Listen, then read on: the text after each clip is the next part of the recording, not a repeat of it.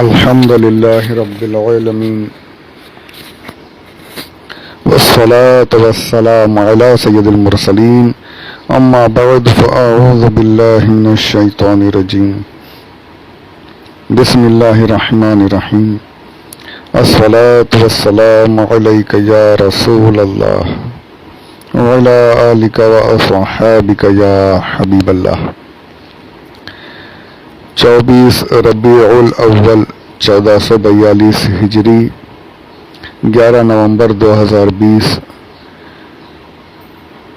یوم الاربعاء چہار شنبہ بدھ وینسڈے۔ السلام علیکم ورحمۃ اللہ وبرکاتہ۔ سورۃ البقرہ پارہ نمبر پہلا الف لام میم، اس کی سورۃ البقرہ کی آیت نمبر 23، اس کے بارے میں چند باتیں سماعت فرمائیں۔ پچھلے آڈیو میں نے اسے شروع کیا تھا، اسی سلسلے کو آگے بڑھاتے ہیں۔ اللہ عز و جل نے ارشاد فرمایا، جو میں نے نازل کیا ہے اس پر تمہیں شک ہے، اگر شک ہے۔ اچھا، اس کے پہلے فی قلوبہم مرض، یہ فرق ان کے دلوں میں مرض ہے، شک کی بیماری جو ان کے دلوں میں ہے۔ یہاں پر دلوں کا ذکر نہیں ہے، یہاں پر صرف فرمایا تمہیں شک ہے، یعنی یہ شک ایسا ہے کہ اس پر اگر غور و فکر کریں تو یہ شک دور ہو سکتا ہے، اور دور کیسے ہو سکتا ہے اس کا طریقہ بھی آگے بتا دیا جا رہا ہے۔ یہ یہاں پر یہ نہیں کہ مستقل بیماری ہو گئی ہے، نہیں، یعنی اس کا علاج نہیں، ایسا نہیں، اس شک کا علاج ہے، یہ بیماری دور ہو سکتی ہے، کیسے دور ہو سکتی ہے آگے بتایا جا رہا ہے۔ انہیں شک کیوں تھا وہ بھی سمجھ لیجئے۔ قرآن پاک کا نزول جو دھیرے دھیرے ہوا، یہ لے کر بیٹھ گئے تھے، یہ بڑی عجیب عجیب باتیں کی انہوں نے۔ کفار و مشرکین جو تھے، یہ دھیرے دھیرے کیوں آیا، ایک ساتھ کیوں نازل نہیں ہوا؟ یہ تو ہم لوگ بھی کرتے ہیں نا، ہم لوگ شاعر ہیں، ہم لوگ، میں نے کئی بار کہا ہے کہ یہ ایسے ایسے اشعار انہوں نے لکھے ہیں کہ آج تک، یعنی حضور اکرم صلی اللہ علیہ وآلہ وسلم کے اظہار نبوت سے پہلے زمانہ جاہلیت کے بھی اشعار جو اس وقت میں لکھے گئے وہ آج بھی دینی مدارس میں پڑھائے جاتے ہیں، عرب کا لٹریچر بنا ہوا ہے وہ۔ اتنے فصیح ترین، فصیح کہتے ہیں بہت اعلیٰ زبان، بہت کتابی، ایک دم اونچی زبان، اتنے علم والے تھے یہ۔ اور کئی بار میں نے کہا کہ اپنے آپ کو عرب کہتے تھے، عرب کہتے ہیں اپنی بات کو ظاہر کرنے والے کو، اسے کہتے ہیں عرب، اور ساری دنیا کو عجم کہتے تھے، یعنی سب گونگے ہیں، ہم ہی بول سکتے ہیں، ہم جو بیان کر لیں گے کوئی بیان نہیں کر سکتا۔ اور واقعی تھا بھی ان میں وہ دم خم تھا، عرب میں ان لوگوں میں وہ کمال تھا، ایسے ایسے اشعار بولتے تھے کہ کوئی بہت مختصر تو عربی کا اگر آپ غور کریں تو عربی زبان جیسی زبان کوئی ہے ہی نہیں، اور کیوں نہ ہو، کیونکہ اللہ عز و جل نے اسی زبان کو پسند فرمایا۔ حضور اکرم صلی اللہ علیہ وآلہ وسلم کی زبان یہی ہے، قرآن پاک اسی زبان میں نازل ہوا، ساری چیزیں عربی میں ہیں، تو اس جیسی زبان تو کوئی ہے ہی نہیں، ساری زبانیں اللہ کی بنائی ہوئی، لیکن یہ زبان، اس کا مقام، اس کا مرتبہ سب سے بلند۔ اور اس کے عربی زبان کے اگر آپ ذرا سا غور کریں، ذرا سا ایک کہاں سے کہاں ایک زیر زبر پیش کو یہاں وہاں کر دیجئے، پورے معنی بدل کے رہ جاتے ہیں۔ اب اس کو ایک چھوٹی سی مثال دیتا ہوں میں۔ کسی نے یوں کہا، قتل رجل، اس آدمی نے قتل کیا۔ کیا سمجھے آپ کی جو آدمی ہے، اس نے، ایک آدمی نے کسی کو مار دیا، قتل کر دیا۔ قتلا قتل کیا. پورا دیکھیے ایک ہی لفظ ہے قتلا لیکن پورا جملہ ہی ہے. اس آدمی نے قتل کیا. یہ سب ڈیٹیل ابھی نحوی ڈیٹیلس میں نہیں جاؤں گا, بہت ہو تو الگ ہی چیز ہے, میں بھی اتنا بیان نہیں کر سکتا اور نہ آپ اتنا سن سکیں گے. صرف یہ اسم قتلا اس ایک مرد نے قتل کیا, یہ پورا یہ صرف اتنے میں پورا جملہ موجود ہے قتلا میں. اب اسی قتلا کو اگر یوں کر دیا گیا قتیلا, صرف پیش لگا دیا زبر کی جگہ قاف کے اوپر, فا کلمہ کے اوپر پیش رکھ دیا, زبر کو ہٹا دیا تو بن گیا قتیلا. اب ترجمہ کیا ہو جائے گا؟ پہلے یہ تھا کہ اس ایک مرد نے قتل کیا, اب یہ ہو گیا وہ ایک مرد قتل کیا گیا, صرف پیش لگا دینے سے. دیکھ رہے عربی کا یعنی صرف زیر زبر یہاں وہاں کر دیجئے پورا معنی بدل کر رہ جاتا ہے.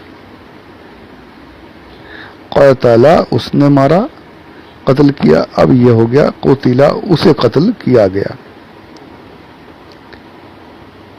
تو اس کے جیسی زبان ہے ہی نہیں, اور مختصر ذرا سا لکھیں تو اس کو اگر تشریح کرتے چلے جائیں تو کتابیں بھر جاتی ہیں. کتنا کچھ یعنی اردو میں اگر اسی کو لکھنا ہو تو کیسے لکھیں گے؟ اس مرد نے مارا, ایک جملہ بن گیا, اور یہاں پر وہی جملہ صرف ایک لفظ میں آ گیا قتلا, پورا جملہ بن گیا.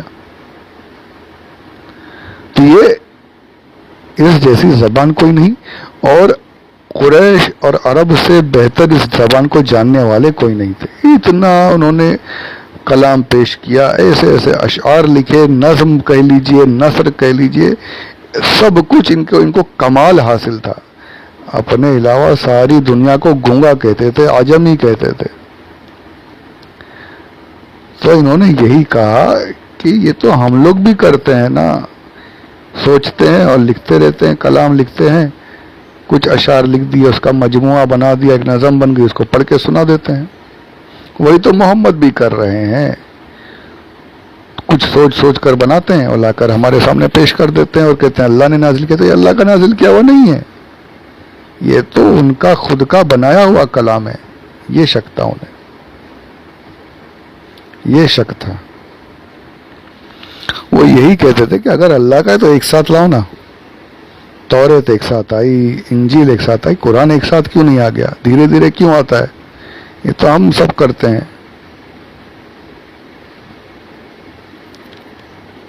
اور اتنے بڑے ان کے اندر جہالت بھری ہوئی تھی کہ انہوں نے یہ بھی اعتراض کیا تھا, انہوں نے یہ چیلنج بھی کیا تھا کہ اگر یہ ایک ساتھ آتا تو ہم بھی اگر چاہتے وَلَوْ نَشَاءُ لَقُلْنَا مِثْلَ هَذَا, اگر ہم چاہتے تو ہم بھی اس کے جیسا کلام پیش کر دیتے. فصیح تھے نا, بہت بڑے جاننے والے تھے عربی کے, تو دعوے کر دیے تھے انہوں نے, اگر ہم چاہتے تو ہم بھی اس کے جیسا کلام پیش کر دیتے.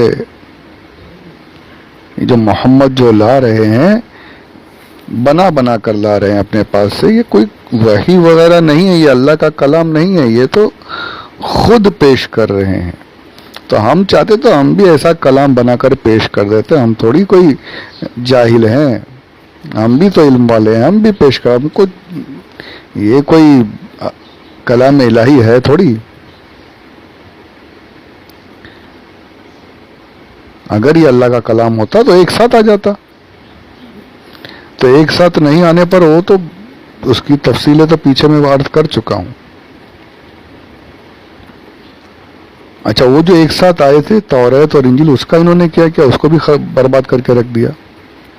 پورا اصل جو ہے مٹا کے رکھ دیا. برباد مطلب یہ میں نے یہ نہیں کہا کہ اللہ کا کلام برباد کر دیا, معاذ اللہ رب العالمین, مطلب یہ کہ جو اصل تھی وہ تو اصل تو غائب کر دی.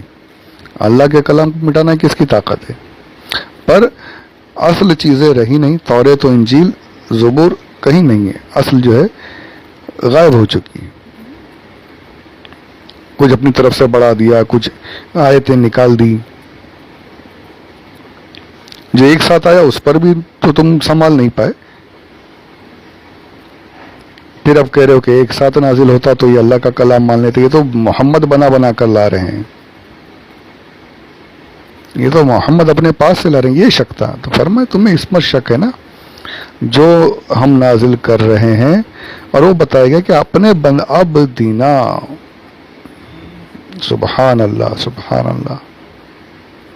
یہ اب دینا جو ہے نا, یہ بڑی اعلیٰ حضرت نے ترجمہ کیا بندہ اپنے خاص بندے پر, بندہ خاص, صرف عبد نہیں, اب دینا ہمارے بندے پر, جو ہم نے اپنے خاص بندے پر نازل کیا, اس میں شک ہے. میں نے اور جو اللہ نے جو پڑھائی تفاسیر, صرف ایسا نہیں ہے کہ یہ بریلوی لکھتے بیٹھ جاتے ہیں, بریلی شریف والے لکھ رہے ہیں, یہ سنی لکھ رہے ہیں, ایسی بات نہیں ہے. یہ تو پرانا چلا آ رہا ہے, پچھلی تمام تفاسیر میں یہ لکھا ہوا ہے. تفسیر طبری کہہ لیجئے, اور بھی تفسیروں میں, روح البیان کہہ لیجئے, کہ فرمایا یہ جو اب دینا جو لکھا گیا ہے اپنے بندے کے بارے میں لکھا گیا, یوں فرمایا کہ ہم نے اپنے بندے پر زور دیکھیے, جو ہمارا خاص بندہ ہے, جو ہمارا محبوب ہے, جو ہمارا آخری رسول ہے, اس پر جو ہم نے نازل کیا. تو فرمایا جو اب دینا جو فرمایا جا رہا ہے, یہ حضور کی عظمت اور حضور کی شان کو بیان کرنے کے لیے بیان کیا جا رہا ہے. حضور کی شان بتائی جا رہی ہے, حضور کی عظمت بتائی جا رہی ہے کہ حضور کوئی عام بندے نہیں ہیں, ہمارے بندے ہیں. تمام مخلوق میری مخلوق ہے, میری عبادت کرتے ہیں, میرے بندے تمام مخلوق ہیں, سب میرے بندے ہیں. لیکن جو میرا نبی جو بندہ ہے وہ ایسا بندہ ہے کہ صرف میرا بندہ ہے. اب دینا وہ میرا بندہ ہے, اور تم سب میرے بندے ہونے کے باوجود تمہیں دنیا بھر کے لوگوں سے حاجتیں ہیں, ان سے تمہیں مطلب ہے, ان سے تمہاری یاری ہے, دنیا بھر کے لوگوں سے تم بلکہ یہ کہہ لیجئے کہ دوسروں کی بندگی میں بھی مشغول ہو, ان کی غلامی میں بھی لگے ہوئے ہو. لیکن میرا یہ رسول, میرا یہ محبوب صرف اور صرف میرا بندہ ہے, اسے میرے علاوہ کسی اور کی حاجت ہی نہیں, میرے علاوہ کسی اور سے اسے کوئی غرض ہی نہیں, اسے جو کچھ ہے وہ صرف میرے ساتھ ہے. جو حاجت ہے یہ میرا بندہ صرف میرا محتاج ہے اور کسی کا محتاج نہیں ہے. اللہ حضرت نے بھی کتنا پیارا فرمایا, سرور کہوں کہ مالک و مولا کہوں تجھے. اور پھر اس کو یہ نہیں, لیکن رضا نے ختم سخن اس پہ کر دیا, خالق کا بندہ عبد کا آقا کہوں تجھے. خالق کا بندہ بے شک میرے آقا اللہ کے بندے ہیں, لیکن تمام مخلوق جو ہے ان سب کے آقا و مولا ہیں, تمام مخلوق کے آقا اور مولا ہیں. بنانے والا بے شک اللہ عز و جل ہے, لیکن ان تمام مخلوقات کے سردار جو ہیں وہ حضور اکرم صلی اللہ علیہ وآلہ وسلم. تو اب دینا میں یہ حضور کی شان بیان کرنے کے لیے اب دینا فرمایا گیا. ہمارے بندہ خاص پر جو میں نے نازل کیا ہے اس میں شک ہے تمہیں, اس میں شک کرتے ہو, یہ اپنے پاس سے لائے ہیں. تم نے تو ان کی زندگی دیکھ لی نا, 40 سال تمہارے بیچ میں ہی رہے نا. یہ تو تم نے دیکھا نا, کسی کے سامنے انہوں نے زانو ادب طے نہیں کی, کسی نے انہیں پڑھایا نہیں. تم نے دیکھا کسی مکتب میں نہیں گئے, کسی استاد کی صحبت میں نہیں بیٹھے, غربت کی وجہ سے کہیں پڑھائی کے لیے گئے ہی نہیں. میرے نبی کو کسی نے پڑھایا نہیں, امی ہے. اور تمہارا حال کیا ہے کہ تم تو ساری دنیا کو تم نے اپنی فصاحت کی بنا پر گونگا کہہ دیا. سارے گونگے ہیں, ہم ہی بولنے والے. تمہیں اتنا علم حاصل ہے, اتنے علم والے ہو, اور میرا نبی تمہارے سامنے 40 سال گزار چکا, کوئی ایک لفظ کسی سے اس نے پڑھا نہیں, کبھی قلم اٹھایا نہیں.